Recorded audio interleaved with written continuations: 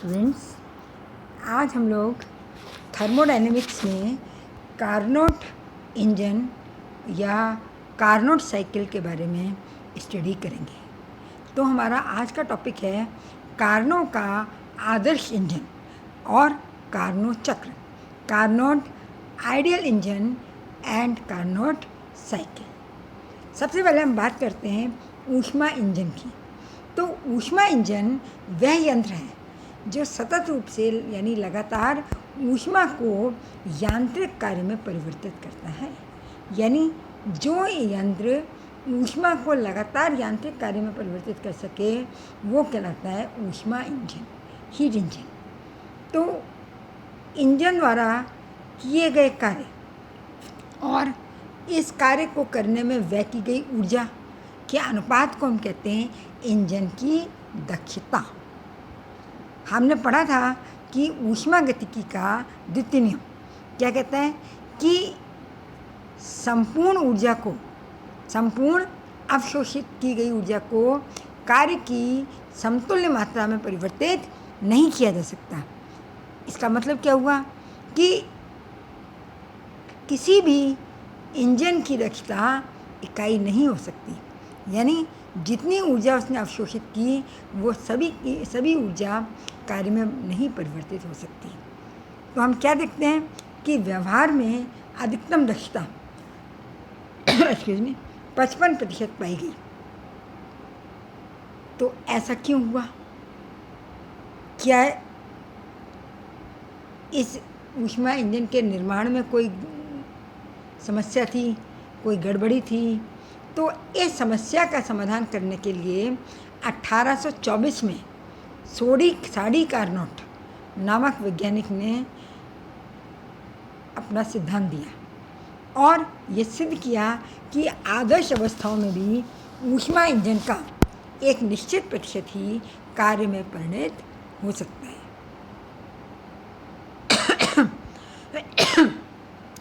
1824 में साडी कार्नोट नामक वैज्ञानिक ने बताया कि चाहे हम कंडीशन कितनी भी आदर्श रखें, कितनी भी आइडियल रखें, तो भी ऊष्मा का एक निश्चित प्रतिशत मात्रा ही कार्य में परिणत की जा सकती है।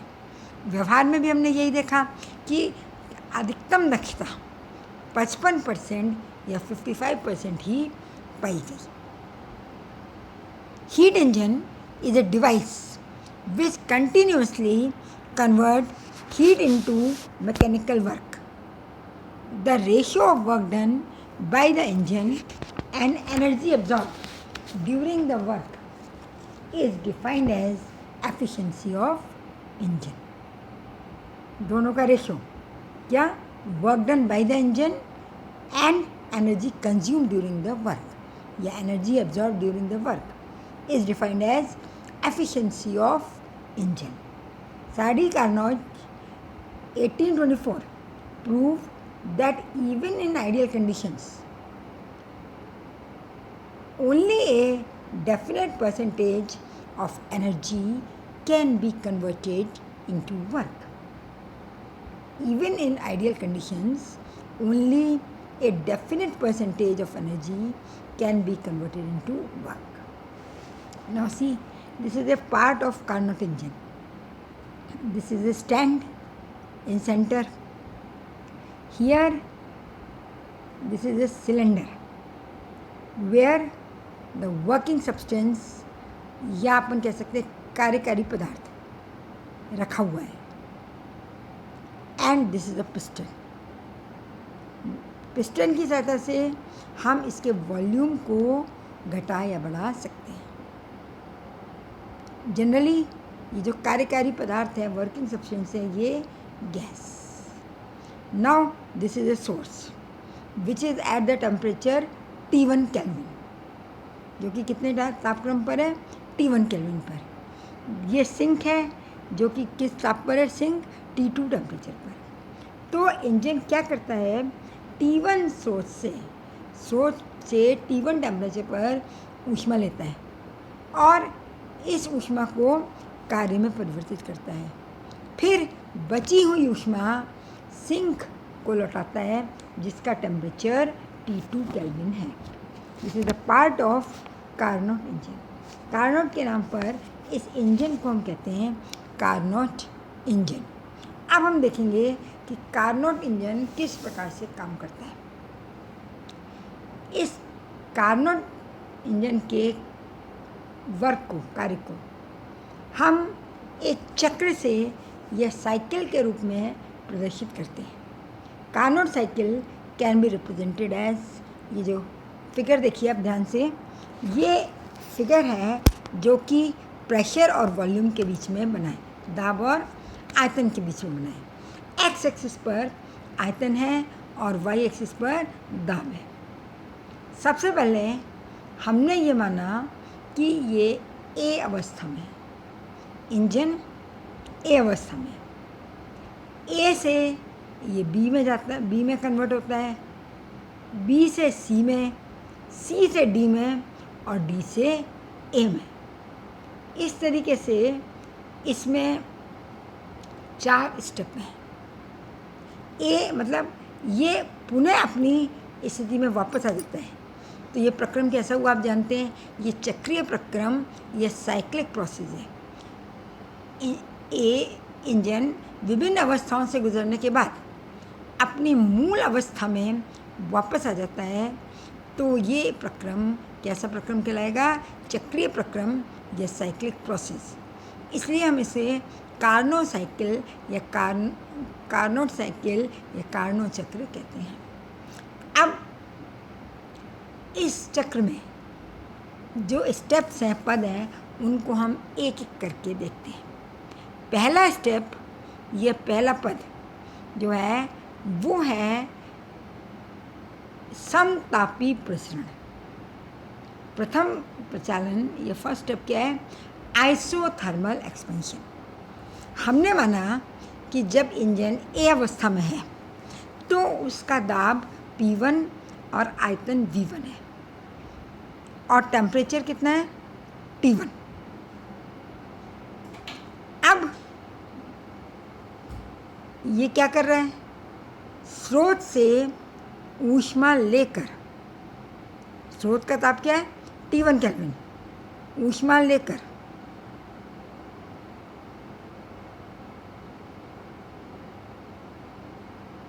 ये किस टेम्परेचर पर आ गया, T1 पर। अब ये समतापी प्रसरण या आइसोथर्मल एक्सपेंशन के द्वारा बी अवस्था में परिवर्तित हो रहा है। तो ये कैसे हो रहा है, अवस्था ए में सिलेंडर ऊष्मा स्रोत के संपर्क में है, तो इसका ताप कितना है, ताप T1 केल्विन पर है। गैस का दाब P1 और आयतन V1 है। अब यदि गैस स्रोत से Q1 ऊष्मा ग्रहण करके उत्क्रमणीय समतापी प्रक्रम से, रिवर्सिबल और आइसोथर्मल प्रोसेस से V2 आयतन में प्रसारित होता है, तो गैस द्वारा किया गया कार्य कितना होगा ये हम देखेंगे। क्या हुआ, टेम्परेचर कितना है, T1, आयतन V1 से बढ़कर V2 हो गया, समतापी प्रसार है। तो आप जानते हैं दाब P1 से घटकर कितना हो जाएगा, P2। क्यों, क्योंकि ताप कांस्टेंट है, P1 V1 is equal to P2 V2, boil का नियम। तो यदि आयतन बढ़ के V2 हो रहा है तो दाब घटकर P1 से कितना हो जाएगा, P2। अब क्योंकि ये उत्क्रमणीय प्रसार है, पिछले लेक्चर में मैंने आपको बताया था कि कोई भी कार्य अधिकतम कब होगा, जब उत्क्रमणीय तरीके से किया जाएगा। तो इस प्रकार गैस द्वारा किया गया कार्य, जिसको हम W1 से बताएंगे, कितना हो जाएगा, RT1 log to the base E V2 upon V1। V2 अंतिम आयतन बटे प्रारंभिक आयतन। हम जानते हैं वर्क डन कितना होता है, RT log V2 upon V1। और ये किया गया कार्य किसके बराबर होगा, अवशोषित ऊष्मा के बराबर। तो अवशोषित ऊष्मा कितनी थी, स्रोत से उसने Q1 ऊष्मा ग्रहण करी थी, तो ये किसके बराबर हो जाएगा? Q1। क्यों? क्योंकि यहाँ आंतरिक ऊर्जा में वृद्धि नहीं होगी, समतापी प्रक्रम है, तंत्र के ताप में कोई परिवर्तन नहीं होगा। तो इसलिए हम ऊष्मागतिकी के प्रथम नियम से कह सकते हैं W1 is equal to Q1, और W1 का मान कितना है? RT1 log E V2 upon V1। अब आप सेकेंड स्टेप को देखिए, ये है एडियाबेटिक एक्सपेंशन, रुद्रोष्म प्रसरण। यहाँ बी अवस्था में गैस का ताप कितना है? T1, और दाब T2 है, आयतन V2 है। अब इस सिलेंडर को आइसोलेटेड करके, विलगित करके गैस को रुद्रोष्म प्रक्रम से C अवस्था तक प्रसारित करते हैं एडियाबेटिक रूप से। अब क्या होगा? इसका ताप T2 हो जाएगा, दाब P3 हो जाएगा, और आयतन V3 हो जाएगा। हम जानते हैं कि T1 जो है वो T2 से ज़्यादा है। T1 स्रोत का टेम्परेचर है जो ऊष्मा दे रहा है, और T2 सिंक का टेम्परेचर है जहाँ ऊष्मा ली जा रही है। तो हम जानते हैं कि अधिक ताप से कम ताप की ओर ऊष्मा का प्रवाह होगा, यानी T1 जो है वो ग्रेटर है देन T2। T1 का मान T2 से ज़्यादा है। अब क्योंकि ये रुद्रोष्म परिवर्तन है, एडियाबेटिक प्रोसेस है, इसलिए Q बराबर 0, यानी ऊष्मा ना तो अवशोषित की जाएगी और ना उत्सर्जित की जाएगी। तो फिर गैस द्वारा किया गया कार्य W2 किसके बराबर होगा? आंतरिक ऊर्जा में होने वाली कमी के बराबर होगा। क्यों? क्योंकि ना तो ऊष्मा अवशोषित की जा रही है ना उत्सर्जित की जा रही है। तो गैस द्वारा किया गया कार्य, work done by the gas, is equal to the decrease in its internal energy. Gas की आंतरिक ऊर्जा में होने वाली कमी के बराबर होगा। तो हमने क्या लिखा? W2 बराबर माइनस क्योंकि कमी हो रही है, किस में कमी हो रही है? आंतरिक ऊर्जा में, गैस की इंटरनल एनर्जी में, माइनस डेल्टा ई। ये भी ऊष्मागतिकी के प्रथम नियम से है। क्यों? क्योंकि Q का मान 0। तो Q किसके बराबर होता है? Q बराबर होता है W plus delta E. W plus delta E is equal to 0, यानी W is equal to minus delta E. और हम जानते हैं कि डेल्टा ई किसके बराबर होगा? CV डेल्टा T, यानी CV T2 माइनस T1, अंतिम ताप माइनस प्रारंभिक ताप।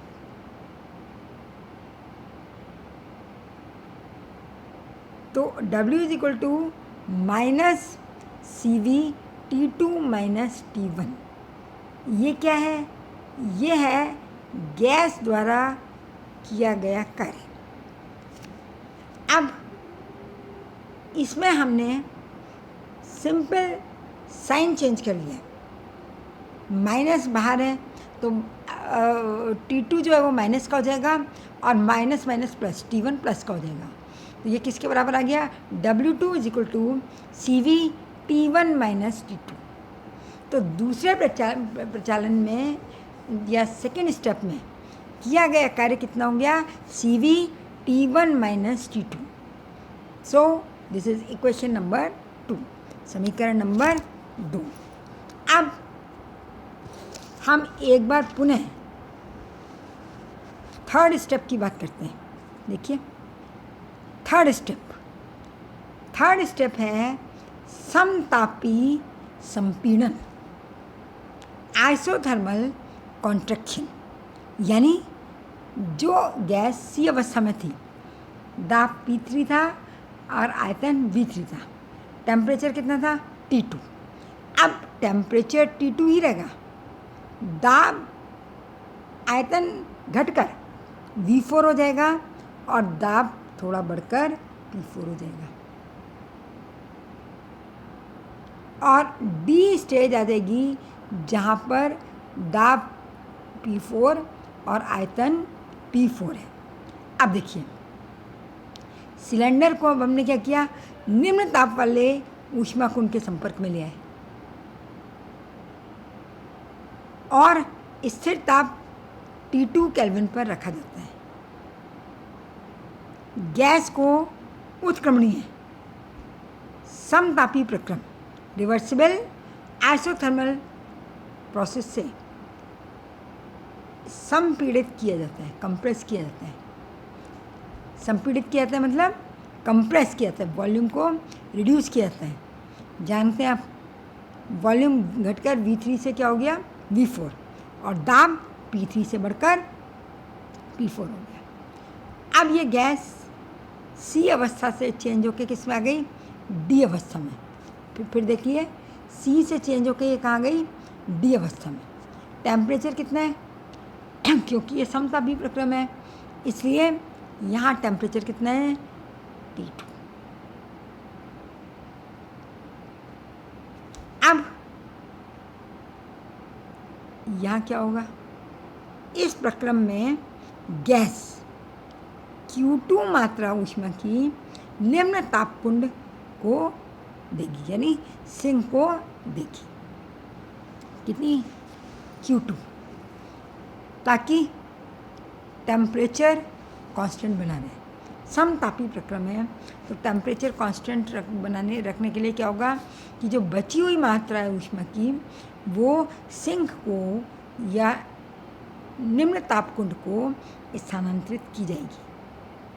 अब इस प्रक्रम में, कौन सा प्रक्रम है ये, समतापी उत्क्रमणीय संपीड़न आइसोथर्मल रिवर्सिबल कॉन्ट्रैक्शन। समतापी है, टेम्परेचर कांस्टेंट है, निश्चित है। उत्क्रमणीय, अधिकतम कार्य प्राप्त करने के लिए प्रोसेस उत्क्रमणीय या रिवर्सिबल होना चाहिए। संपीड़न क्यों है, कॉन्ट्रैक्शन है, वॉल्यूम में आयतन में कमी हो रही है। अब इसमें किया गया कार्य उसको हम कैसे बताएंगे, W3 से। बिल्कुल उसी तरीके से जैसे हमने प्रथम स्टेप में, प्रथम प्रचालन में W1 बताए हैं। T की जगह अब यहाँ पर temperature T2 log to the base E final upon initial V4 upon V3। और क्योंकि यहाँ भी ताप निश्चित है, आंतरिक ऊर्जा में कोई परिवर्तन नहीं हो रहा है, इसलिए W3 बराबर Q। कौन सा Q2, कौन सा Q2 जो ऊष्मा ये सिंक को दे रहा है। और अब क्योंकि दे रहा है इसलिए इसका साइन कैसा हो जाएगा, नेगेटिव।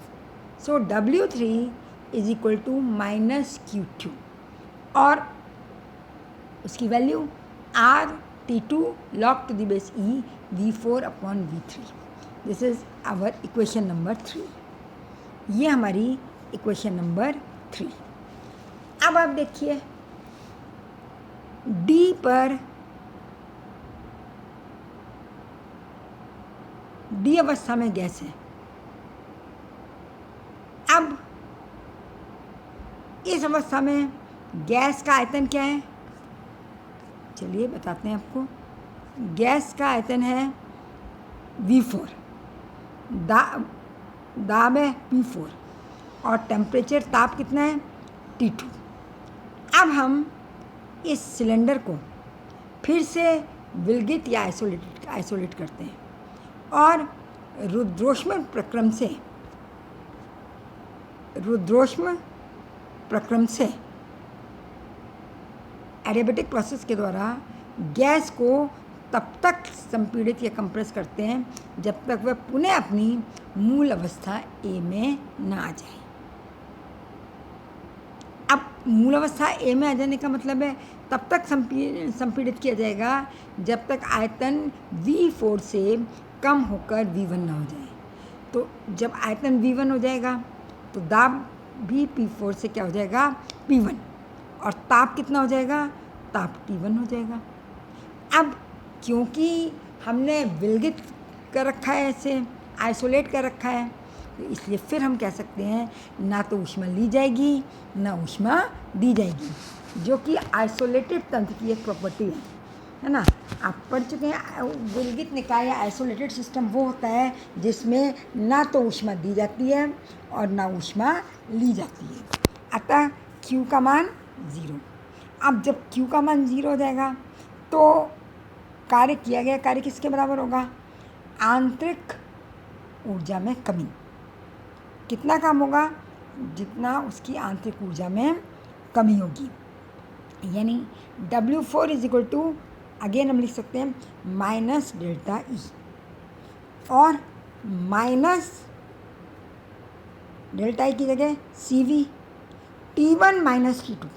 अब अंतिम ताप कहाँ हो रहा है? T1। अंतिम ताप कितना हो रहा है? T1।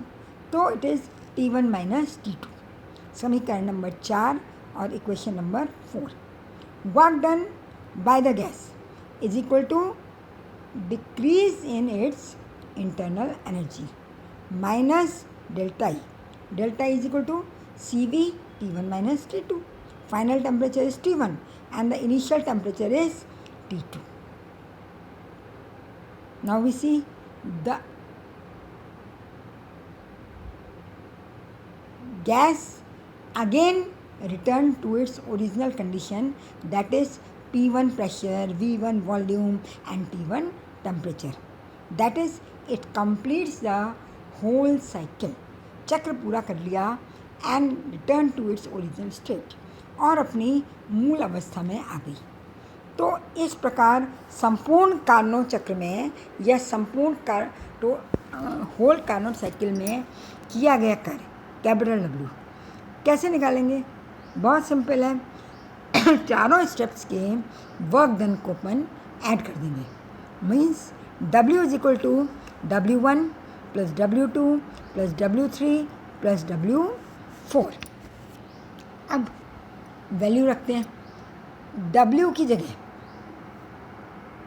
आप चेक कर सकते हैं क्या निकाला था आपने W1 की जगह? RT1 log E V2 upon V1 plus W2 की जगह अपन ने लिखा था CV T1 minus T2 plus W3 निकाला था RT2 log E V4 upon V3 और W4 निकाला था minus CV T1 minus T2। Right.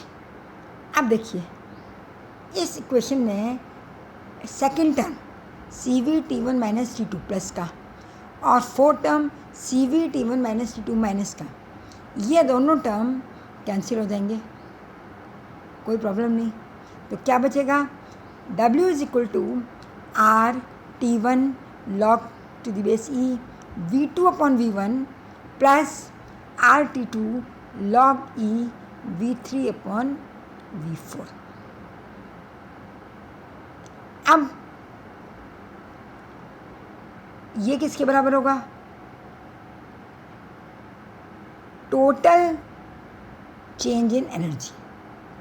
अब आप देख रहे हैं सेकंड और फोर्थ स्टेप में तो एनर्जी कितनी है? 0।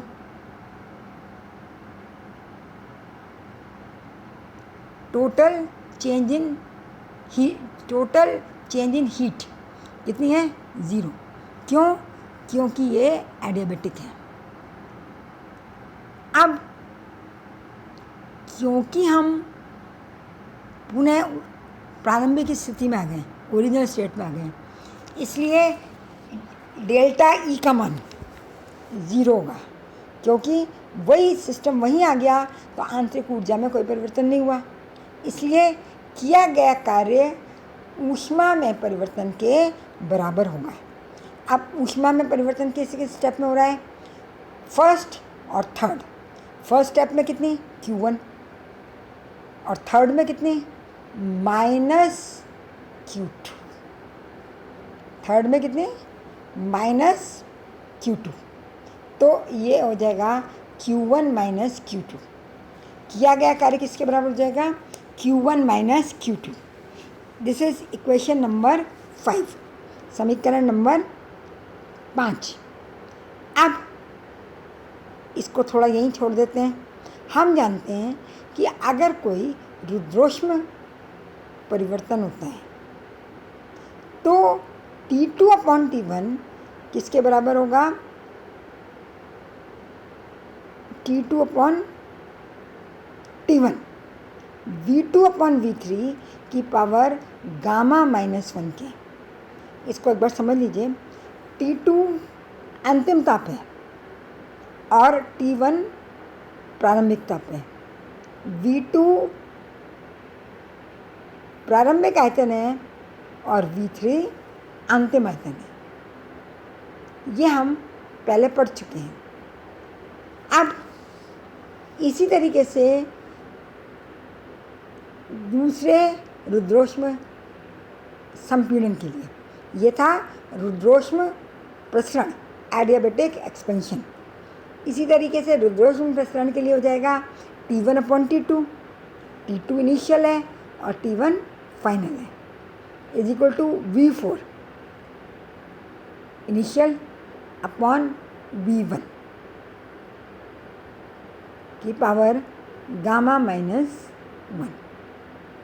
अब यदि हम इन दोनों इक्वेशन को कंबाइन करते हैं तो हमारे पास आ जाएगा V3/V2 बराबर V4/V1, या हम कह सकते हैं V4/V3। V3 को इधर ले आए, V1 को इधर ले गए, इज इक्वल टू V1/V2, यानी V1/V2 is equal to V3/V4। Hope you understand. क्या किया हमने? क्रॉस में ले लिया V4/V3, V3 को इधर ले गए और V1 को इधर ले आए तो V1/V2। नाउ इस वैल्यू को हम इक्वेशन नंबर 5 में रखें। W किसके बराबर? Q1 - Q2 के। R T1 log E V2/V1 और plus RT2 log E V1/V2। तो यहाँ से अगर हम इस इक्वेशन में बाहर माइनस साइन लेते हैं तो ये V2 ऊपर आ जाएगा और V1 नीचे आ जाएगा, यानी W that is Q1 - Q2 is equal to R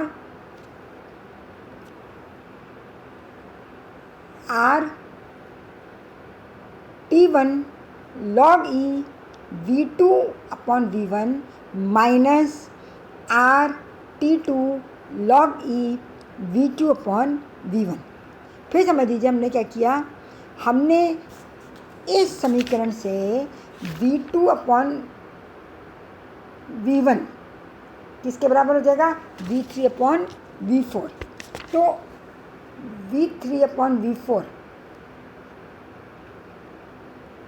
की जगह या V4/V3 की जगह हमने V1/V2 रख दिया।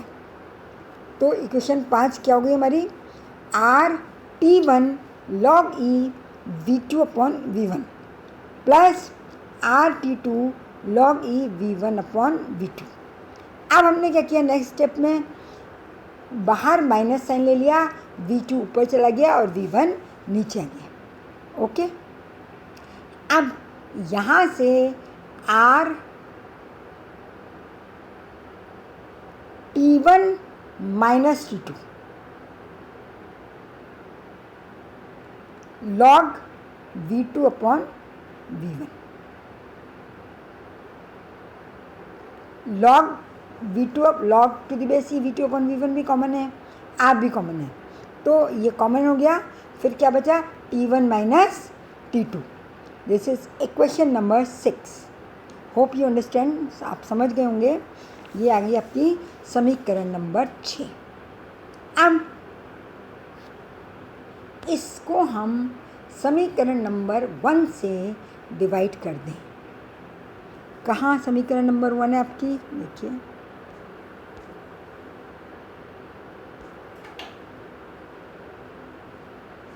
ये दिस इज समीकरण नंबर 1।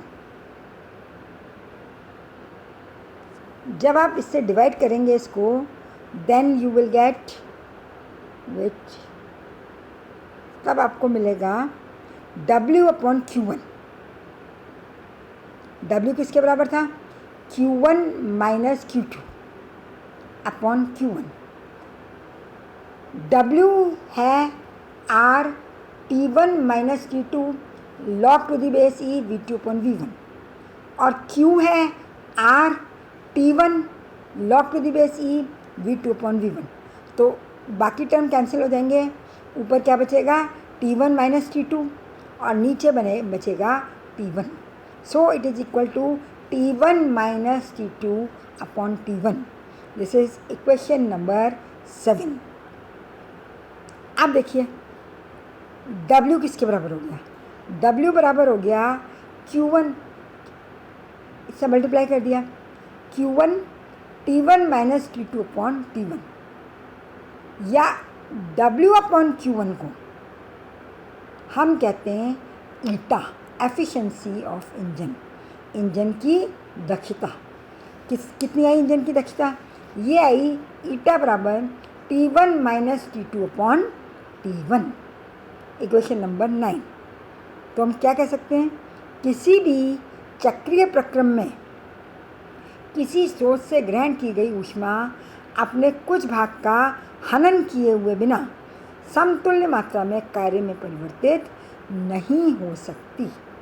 दक्षता 100% नहीं हो सकती, जो कि ऊष्मागतिकी के दूसरे नियम का स्टेटमेंट था। किसी ऊष्मा इंजन द्वारा अवशोषित ऊष्मा का वह भाग जो कार्य में परिवर्तित होता है, वो ऊष्मा इंजन की दक्षता कहलाती है। क्योंकि सारा भाग कार्य में परिवर्तित नहीं हो सकता, तो वो भाग जो कार्य में परिवर्तित होता है वो ऊष्मा इंजन की दक्षता कहलाती है। The part of the heat converted bye A heat engine into work is known as efficiency of an engine. The part of heat absorbed by the heat engine which can be converted into work is known as efficiency of an engine. या हम कह सकते हैं eta is equal to W upon Q1, that is T1 minus T2 upon T1। अवशोषित W क्या है? W है अवशोषित ऊष्मा से उत्पन्न उपयोगी कार्य, यूजफुल वर्क। और Q1 क्या है? उच्च ताप पर, हाई टेम्परेचर पर अवशोषित ऊष्मा की मात्रा, the amount of heat absorbed at high temperature. इनका जो रेशो है इंजन की दक्षता कहलाती है। एक डेफिनेशन और है, the ratio of amount of useful work to the heat absorbed at higher temperature is known as efficiency of engine. अवशोषित ऊष्मा से उत्पन्न उपयोगी कार्य W और उच्च ताप पर अवशोषित ऊष्मा Q1 का अनुपात इंजन की दक्षता या एफिशिएंसी कहलाता है।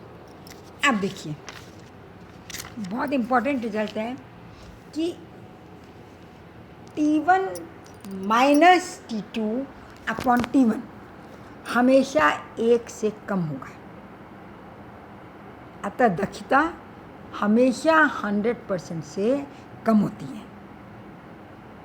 Efficiency is always less than 100%।